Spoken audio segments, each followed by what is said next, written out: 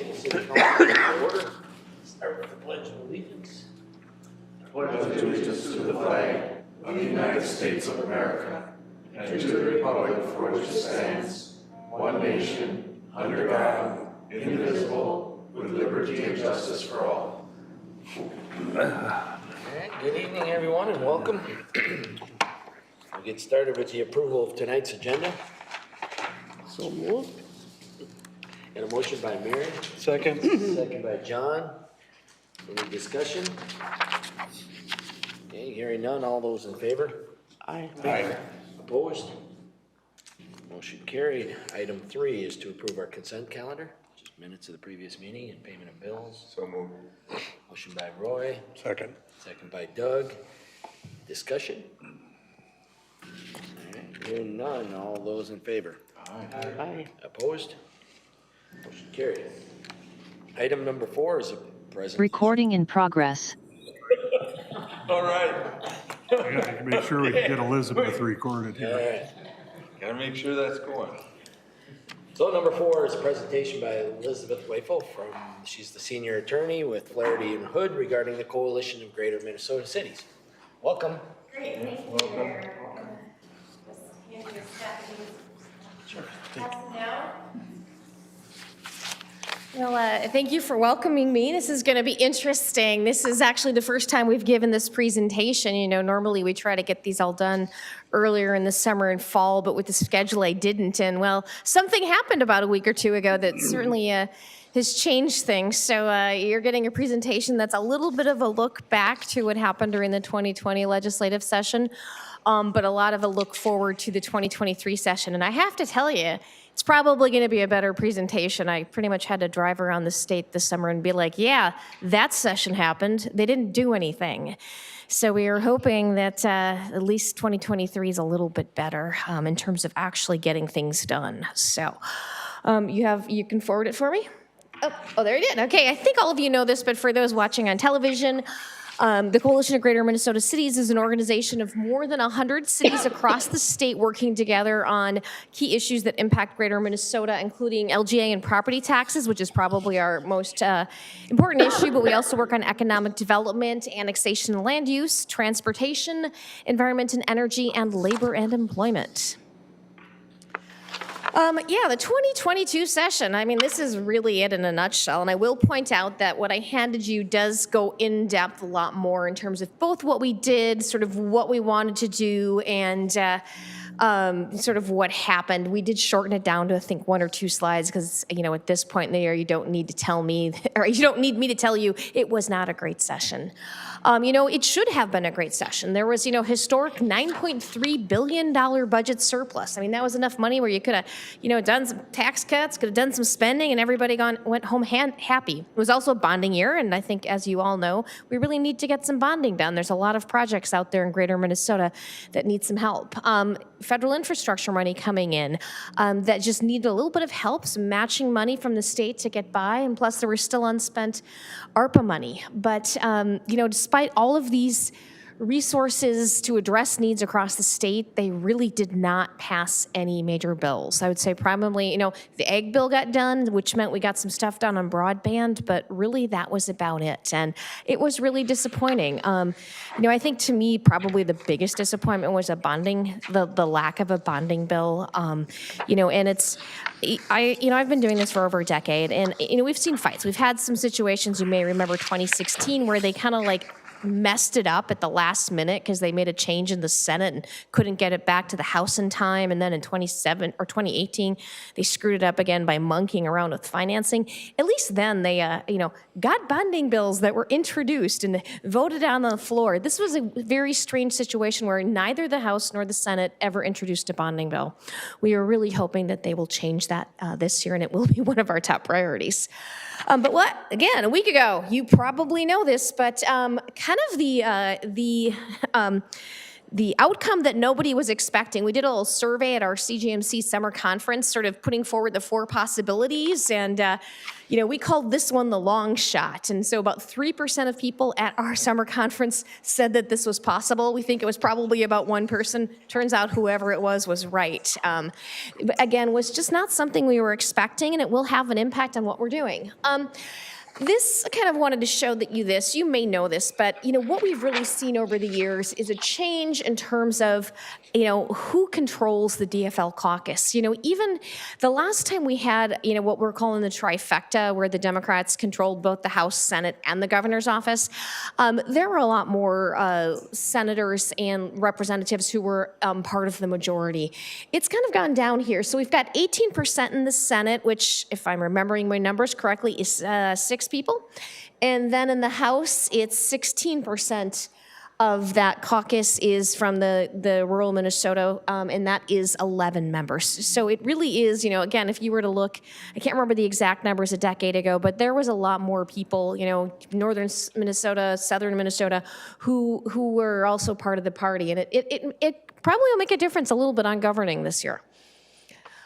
But what does this mean? I think that with the DFL in charge, it will elevate some issues. I do think LGA will continue to be important. If you look at how LGA is distributed, the majority of it goes to sort of 3 areas: Minneapolis, St. Paul, Greater Minnesota. And, with the majority leaders sort of from those areas that get LGA, I think that sort of working on the formula, putting money into it will still be there. There's going to be other issues, some things, like maybe some, reform on environmental regulation and things like that we might have done if it had gone the other way. Probably not going to happen. I also think that we are more likely to see some more spending and hopefully get a bonding bill. Hopefully that would have gotten done no matter the results, but they're going to have a little bit of a different emphasis. But I think that the LGA formula and the appropriation will still be on the table, and I think that's going to be really important for a lot of our members.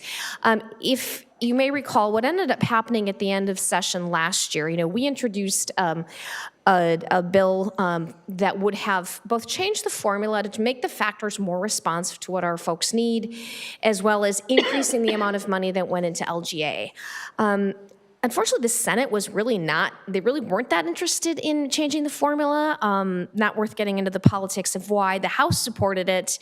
But at the end of the day, we at least were able to push forward into that final agreement, an increase in LGA. Everybody agreed on that. Unfortunately, it didn't get done, but we're hoping that builds some momentum going forward. The other thing, again, I want to talk about this change, and I was kind of talking with Jarrell a little bit about this before, is in the Senate, it's a razor-thin margin. It's 1 vote, and the Democrats have 6. And you've got a couple out there, Grant Housechild, for example, who coincidentally went to grade school with my colleague Shane, which I think is kind of funny. But, he's in a tough district. He's got Tom Boxell district. So, and you've got the Senator Kupak, who took over for Ken Deacon, which is also, again, a very, very rural district there.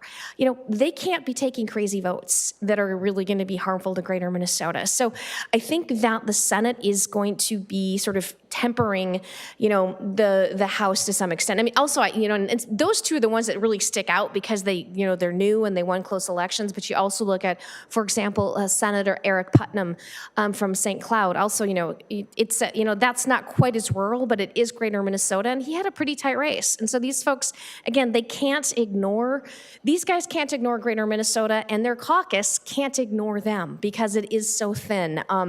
Senator Frentz, who's the senator out of Mankato, he's coming back for his 3rd term. He's got a leadership position. He's going to be assistant majority leader, plus he will be in charge of energy and environment in the utilities committee there, which I think are really important on a number of our issues. And he also, again, isn't going to ignore Greater Minnesota. So I think the Senate is going to be where we're going to get a lot done.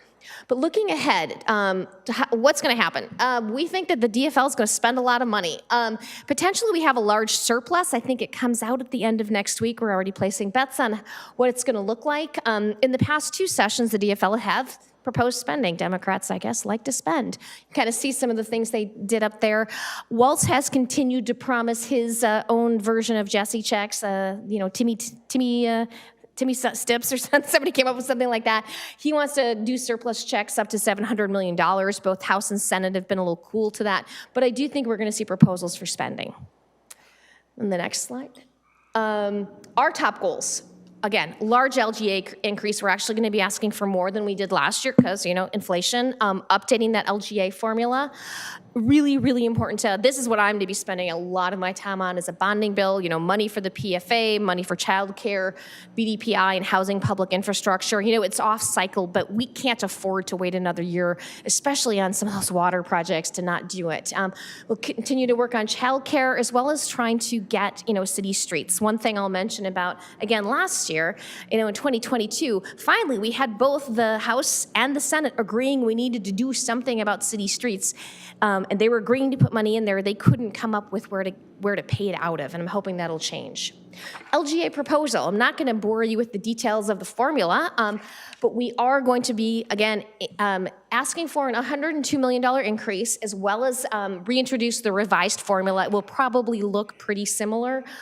We played a major role the last year in terms of updating that formula. That's one of the things we have. We have that in-house capability that works on, analyzing and making sure that those factors work for the majority of our members, because we don't want to support something that's going to be worse for you. And we will continue to be a player. This is, what it would have looked like. These will look a little bit different last year, but you're kind of, if you look over here, it would have gone up for you folks to about 1.476. It'll be even higher next year if we would have gotten completely what we wanted. Even under the tax conference committee, you would have seen an increase. Again, coulda, woulda, shoulda, but this is going to be a top priority for this year.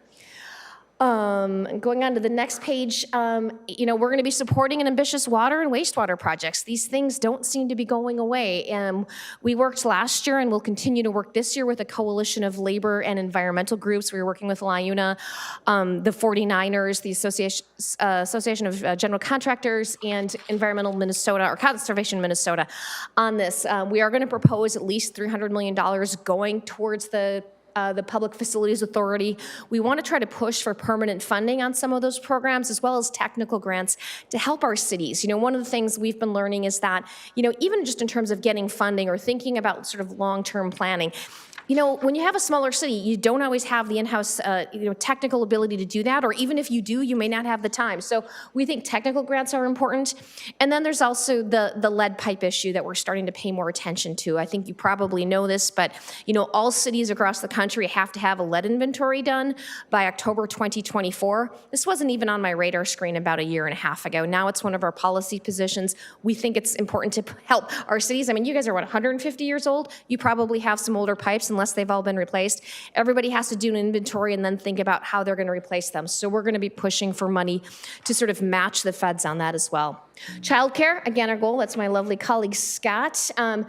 We do think that, this is a high priority for the DFL. So we anticipate we will see money there. Our big job is to make sure that it is, I think the crisis is real in greater Minnesota, and it's different in some aspects than it is in the metro area. So we're going to be pushing for, continuing those deed grants, continuing those initiative foundation grants, which really help in greater Minnesota, bonding for child care facilities, and then some reform on licensure for mid-sized providers. We're pretty sure we can get that done. Housing also continue to be an important, I'm not going to read through all of those, but also a top priority for the DFL. We are just going to be, again, taking those steps to make sure that there is a greater Minnesota focus in terms of what they're doing.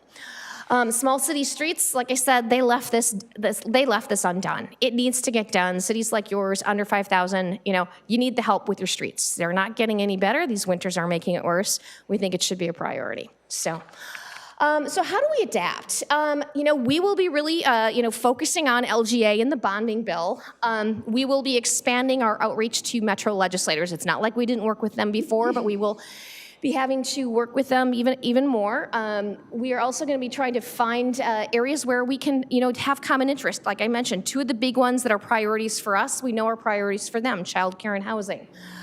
We will also be working with the governor's office to sort of tamp down any legislative overreach in areas like the environment. The governor's new policy assistant on environment I met with shortly before the election, he's a great, sharp guy, actually lives down in Faribault, and kind of commutes up. And his mother was a longtime lobbyist for rural Minnesota issues as well. So I think he's going to be really helpful. And we're going to continue to be assertive about greater Minnesota needs. So then just where do you guys come in? Upcoming events. The legislative session starts on January 3rd. That's about a little more of a month away. Our Legislative Action Day. If any of you are able, I know that there's going to be some switching. We're gonna miss you, Mayor Etzler, but I think we got one of you's mayor, right? Yeah, that was you. Come on down for that. One of the things I do want to mention, and I'm really trying to emphasize to everybody, is that yes, it may be that a lot of you are going to have legislators who are not in the majority. They're still important. You still need a supermajority to pass a bonding bill, and in both parties, there's a history of legislators that, in all of the circumstances, they do reach across the aisle. Maybe your new legislators can be that because, at the end of the day, tight majorities, things you can work, hopefully with them and try to use that to their advantage or to everybody's advantage. So the other thing I'll point out is the place I know all of you want to visit in the summer. It's going to be awesome. Mayor Brian Holmer is our president right now, and coincidentally, our summer conference is in Thief River Falls, probably the furthest west and north we've gone, but it's going to be really exciting, so I hope we can see some of you there.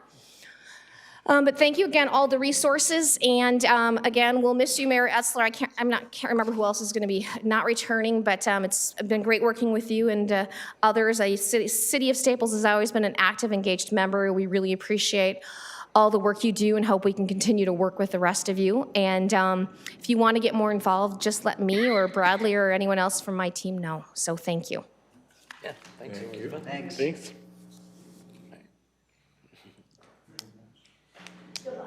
Thanks. All righty. You packed a lot in. Wow. You know your stuff. No, it's always good. It's always good to hear from you. What's going on, to get a little pulse of what's happening down there. Well, great. Well, thank you. And again, if you have any questions or want to get more involved, let us know. And good luck with your mayoral terms. Thank you. All right, we'll move on to item number 5, and that's to consider the first reading of ordinance 541 enacting a local sales and use tax. So, as you may be aware, the sales tax referendum was approved. And I want to thank everybody for their support of that. And so our next steps at the state level basically is to go through this ordinance process, and that basically gives Department of Revenue and is that the auditor's office? Secretary of State, yeah, the one who's coming this week, or next week. The green light to basically go ahead and put the pieces in place to allow the sales tax to start being collected April 1. So there's a 90-day gap, which doesn't allow a January 1. So April 1 would be the earliest that can be put in place. But first, we need to do the ordinance, which basically spells out much of the same things that we had in our previous resolutions, dollar amounts and sales tax amounts and so forth. Move the first reading of ordinance 541. Second? And motion by Ron, second by Mary. Any discussion? Okay, hearing none, all those in favor? Aye. Opposed? Motion carried. That'll move us to item number 6, and that's to consider approval of resolution 1885, calling for a public hearing on proposed assessments for the non-payment of nuisance violations. So again, this is basically establishing a public hearing, and we will, of course, notify the property owners on that. I think it's 3 or 4 unpaid grass nuisance bills that we want to assess. So get approval on that, and we'll get it on the docket. So moved. Second. Motion by Roy, second by Ron. Any discussion? Okay, not hearing any. All those in favor? Aye. Opposed? Item 7 is to consider approval of Resolution 1886, accepting donation from Staples Fire Relief Association. So basically a donation from gambling proceeds to the city of Staples. I move 1886. Resolution by Doug. 1886. Was that John? Second by John. Discussion? Okay, hearing none. All those in favor? Aye. Opposed? Aye. Motion carried. Will take us to committee reports. We have planning and zoning. Planning and zoning met way back last Tuesday on the 15th. Basically, one agenda item was to talk about the Landmark Inn and the situation over there with the home occupation versus some other solution. Lots of good discussion, and ultimately, we'll have it back at the Planning and Zoning Commission here next month. You know, I think the big thing that we're gonna be focusing on is what's the definition of an event center, retreat center, you know, to establish that. Because if we were to move forward and amend the zoning ordinance to put as a conditional use in a residential zone, a retreat center, we need to know what that is and have that very well defined. So, I think does that capture kind of how we ended up? Yep. So that was pretty much it, so. Good meeting, short report. All right. Any questions on that? All right, we'll move on to open forum. What happened to the music? Quiet. I guess did that motel sell in the west end of town? The America's Best Value, Yeah. apparently.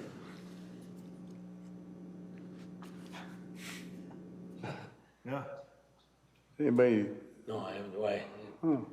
About the hotel? yeah. Oh, yeah. Did anybody look that up on the internet? Love's Hotel. You might wanna look that up. Love Hotels. I did look it up, but I quickly went out because I think I was on the wrong page. Yeah,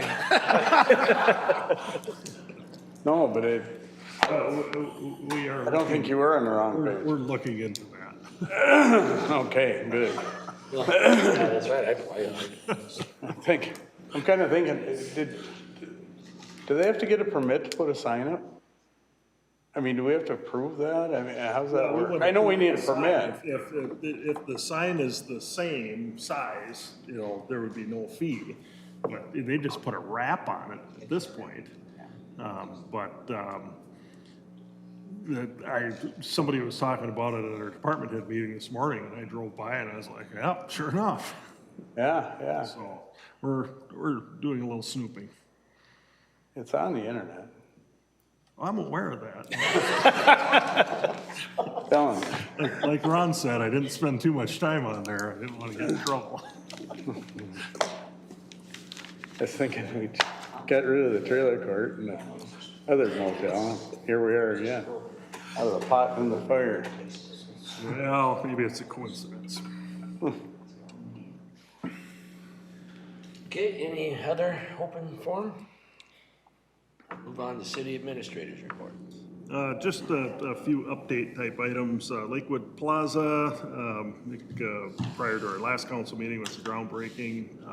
They are in the process of dewatering, and I believe next week going to be pouring all the footings for that over there. So progress is being made. 10 of the 18 mobile homes have been removed, and John is pretty much there every day working on that. So he doesn't know if it'll happen by the end of the week, but hopefully by the end of the following week, the remainder of them will be removed. So I think everybody that's driven by the west end of town is aware that the demo, the final demo of the Sunset Motel site is complete, and basically bare ground with some fence. I think there's going to be a temporary sign put up, but then that'll be it until next spring over on that site. And lastly, I will be out of the office here for a couple of weeks, going in for an upgrade.